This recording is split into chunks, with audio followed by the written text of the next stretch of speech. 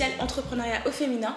Et j'ai le plaisir d'avoir avec moi une entrepreneuse et pas des moindres, Marion Coquebien. Comment tu vas, Marion? Ça va très bien, et toi? Merci à toi d'avoir répondu à l'appel. Donc c'est effectivement un focus, ça va bientôt être la journée de la femme. Et on cherche à mettre en lumière ces femmes qui entreprennent. On sait que l'entrepreneuriat de base, c'est pas une chose facile, c'est pas évident.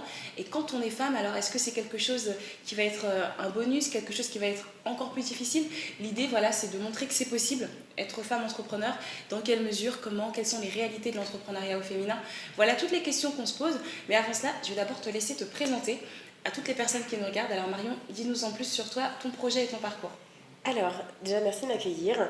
Donc je m'appelle Marion, je suis aujourd'hui consultante en image. Avant de devenir consultante en image, donc ça fait à peu près 2 ans, un petit peu moins de 2 ans que je suis entrepreneuse. Donc j'ai eu une première carrière, j'ai travaillé un peu moins de 10 ans dans les médias. Et puis est arrivée la crise de la trentaine, donc aujourd'hui j'ai 33 ans. D'accord. Est arrivée la crise de la trentaine et avec elle toutes les questions qui s'imposent sur notamment une quête de sens. On se repose des questions, on se demande si on est vraiment au bon endroit, si c'était notre mission de vie d'être ici. Et en répondant en fait à ces questions, je me suis rendu compte que j'avais envie de me lancer un challenge qui me trottait dans la tête depuis un certain nombre d'années, qui faisait partie de mes rêves, de devenir consultante en image pour pouvoir aider des femmes, notamment à prendre confiance en elles par le biais de l'image, par le biais du vêtement. D'accord. Et donc j'ai tout quitté. Et ça a été la meilleure décision de toute ma vie. Je recommanderais à tout le monde de se lancer parce que ça fait 1 an et demi que je vis cette aventure et que c'est extraordinaire, que je fais des rencontres fabuleuses. Et je suis vraiment...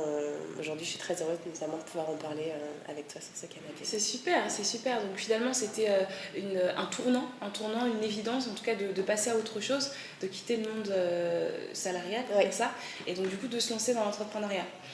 Alors, donc super. Comment réagit ton entourage à cette... parce que c'est vrai qu'en général, ça fait un peu peur, on est un peu dans son délire, on est un peu dans son engouement personnel, mais autour, et ça compte quand même, quelles sont les réactions?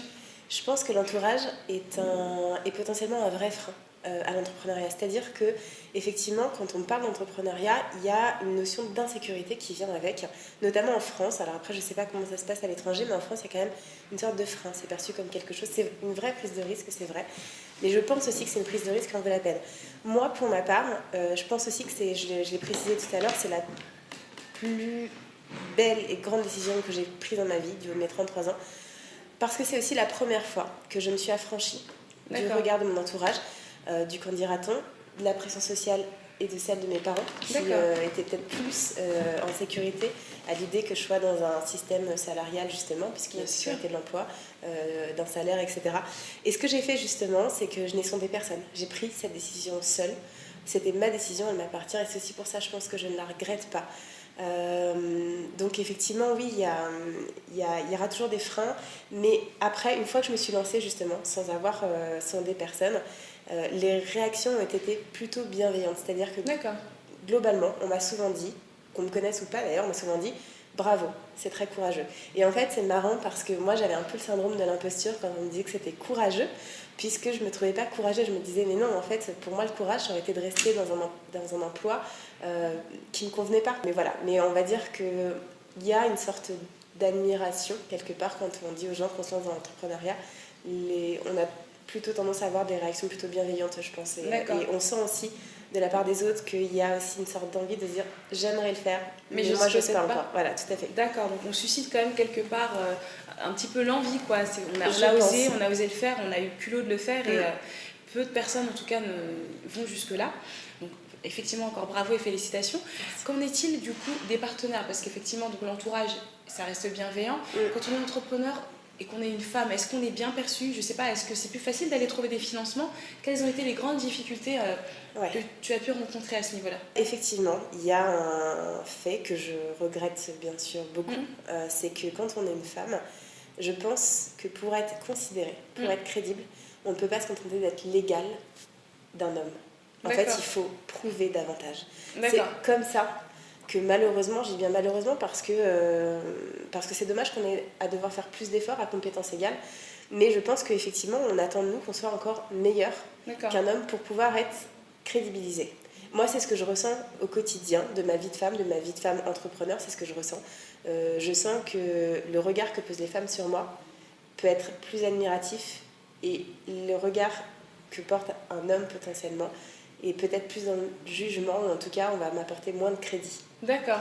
Après, c'est pas une généralité, Bien sûr, il y a des bien sûr. hommes qui, bien entendu, considèrent, et oui. heureusement, que la femme est tout aussi légitime qu'un homme à se lancer dans cette entreprise. Du coup, Marion, raconte-nous alors quelles ont été tes plus grandes difficultés que tu as rencontrées depuis que tu t'es lancée dans ta vie d'entrepreneuse. La plus grande difficulté, la toute première, ça a été de travailler seule. Donc moi, j'ai fait le choix de travailler seule aussi. D'accord. Donc j'ai fait une formation de consultant en images. Je me suis lancée tout de suite après, une fois que j'ai eu mon diplôme. Et en fait, je pense que la difficulté, on peut être préparé à plein de choses, on apprend un certain nombre de corpus de compétences pendant nos formations. On n'apprend pas vraiment à être entrepreneur. Je pense qu'être entrepreneur, tu l'apprends sur le tas. D'accord. Et tu l'apprends au fur et à mesure. Donc tu fais des erreurs, tu ajustes, etc. Tu avances, tu doutes, tu reprends confiance, tu continues. En fait, c'est vraiment un peu, tu t'arranges, c'est un peu du bricolage que tu fais avec toi-même. D'accord. Et donc je pense que la première difficulté, c'est de se retrouver justement face à soi-même. On se retrouve chez soi, puisqu'au début, on n'a pas forcément de locaux. Moi, c'est ce que j'aimais aussi dans le salariat, pardon. C'est qu'il y a quand même aussi une notion d'appartenance à un groupe, etc. On se retrouve le matin, on prend un café avec des collègues, tout simplement. Et ça, on est quand même dans le rapport humain. Et je pense que c'est central aussi pour avancer. On a besoin des autres pour avancer. Ah bah oui. Quand on est seul, au bout d'un moment, au début, on se dit, bon, je vais m'en sortir, je vais faire mes trucs, etc. Sauf qu'on n'a pas de recul sur ce qu'on fait. Qu'on se rend compte que c'est très limitant, puisqu'on a besoin d'un regard extérieur sur notre travail, on a besoin d'encouragement.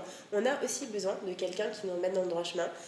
On a besoin tout simplement, même humainement, d'être en contact avec les autres. Et en fait, moi, je restais au début seule chez moi à travailler en me disant je vais m'en sortir comme ça. Mais ça ne peut pas fonctionner. Je pense vraiment que la première chose, c'est de se dire ok, je vais aller au contact, je vais travailler dans des espaces de coworking ou je vais trouver des groupes de travail avec d'autres personnes parce qu'aussi ça nourrit la réflexion de nos travail, de nos travaux respectifs. Donc oui, la première difficulté, c'est vraiment de travailler seul. On a l'impression d'être un peu un funambule, que tout est très fragile et qu'on va basculer d'un côté ou de l'autre à tout moment. Donc ça s'apprivoise. Et aujourd'hui, en tout cas, j'essaie au maximum de m'entourer de tous les talents, même s'ils ne sont pas forcément dans mon cœur de métier. Je m'entoure de femmes, d'hommes, de toutes les bonnes énergies qui sont toujours bonnes à prendre. Alors en ce qui concerne, donc tu disais le fait de travailler toute seule, c'était vraiment une difficulté pour toi. Eh bien, bonne nouvelle, l'Organisation internationale de la francophonie lance une plateforme justement dédiée à l'entrepreneuriat au féminin, une initiative qui est donc censée connecter ces femmes qui travaillent un petit peu de façon isolée, comme tu le disais. Qu'est-ce que tu penses de cette initiative ? Alors j'en pense que du bien. Je trouve ça génial. Déjà ça me rassure de voir qu'il y a des choses qui bougent comme ça, qu'il y a des gens qui sont en place, que d'ailleurs pas seulement des femmes soient sensibilisées à tout ça. Et que voilà, c'est vraiment porteur, je pense, de rester dans cette dynamique-là.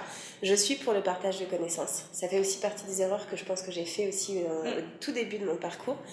C'était de ne pas être dans le partage de peur qu'on vole des idées, la concurrence, etc. Et aujourd'hui, en fait, j'ai complètement balayé tout ça et je suis pour le partage, je suis pour la rencontre avec d'autres femmes qui traversent exactement les mêmes difficultés. Et je pense que vraiment, en nourrissant tout ça et en mettant un peu plus à l'honneur encore l'entrepreneuriat féminin, ça aidera à débloquer et peut-être à engager d'autres femmes à se lancer dans cette aventure que je ne peux que recommander chaudement. Merci Marion en tout cas pour ce partage d'expérience, merci pour ce beau parcours. Si tu avais un petit mot à dire à toutes les personnes qui nous regardent quant à l'entrepreneuriat au féminin, qu'est-ce que ce serait ? Alors, honnêtement, je ne vais pas donner une idée révolutionnaire. Ce que je donnerais tout simplement comme conseil, c'est d'oser. C'est ce que j'ai fait. Je pense que souvent, on a énormément de croyances limitantes. On se dit qu'il est trop tard pour entreprendre, on se dit qu'on n'aura pas les moyens pour entreprendre, on se dit plein de choses qui sont vraiment très limitantes.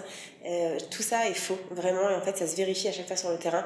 Donc tout ce que je peux dire à toutes ces femmes-là qui, peut-être en ce moment, se posent des questions, osez. Et soyez dans l'action. Donc j'aime beaucoup les mantras, donc je terminerai sur un petit mantra que j'adore dire. C'est qu'il vaut mieux en fait une action imparfaite qu'une parfaite inaction. Donc moi c'est ce que j'ai mis en place pour moi, c'est d'être toujours dans l'action, et le fait est que pour le moment ça fonctionne. Voilà, donc je vous souhaite la même chose. Merci à toi Marion en tout cas pour cette ce bel échange et merci de nous avoir donné Merci tes petits à toi. secrets, tes petites. C'est des beaux mantras que tu nous as, un très beau mantra et je crois savoir que tu marches beaucoup au mantra. Et Tout en à tout cas, fait. ça fonctionne, c'est des positives pensées, des pensées positives, des pensées juste top pour avancer, parce que c'est très important le mental. Un grand merci à toi Marion, et puis bien sûr, on se retrouve donc pour l'événement en marge de la Journée de la Femme, Avec organisée plaisir. par l'Organisation internationale de la francophonie. À Merci bientôt beaucoup. Marion, À merci bientôt. beaucoup.